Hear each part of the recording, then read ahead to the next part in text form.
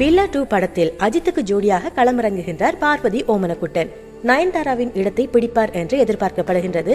இவர் 2008ஆம் ஆண்டு உலக அழகி போட்டியில் 2ஆம் இடம் வென்றவர். மாடலிங் துறையில் படு பிஸியாக இருக்கும் பார்வதி ஓமனக்குட்டன் இதுவரை ஹிந்தியில் ஒரே ஒரு திரைப்படத்தில் நடித்திருக்கின்றாராம். ஃபேஷன் ஷோ ஒன்றில் அவர் கேட்வாக் செய்து கொண்டிருக்கும் பொழுது அவரை பார்த்த பில்லா பட தயாரிப்பாளர்கள் அஜித்திற்கும் படத்தின் இயக்குனர் சக்ரிக்கும் அவரை பற்றி கூறியிருக்கின்றார்கள். அதன் பின்னர் தான் பில்லா 2வில் கதாநாயகியாக மாறியிருக்கின்றார் பார்வதி ஓமனக்குட்டன். மாடலிங் துறையில் என்னதான் பிஸியாக இருந்தாலும் கூட அஜித்தோடு நடிக்க போகின்றோம் என்றவுடன் டென்ஷன் ஆகி விட்டாராம். ஆனால் அஜித் அவரை கூலாக சமாதானப்படுத்தி இருக்கின்றாராம்.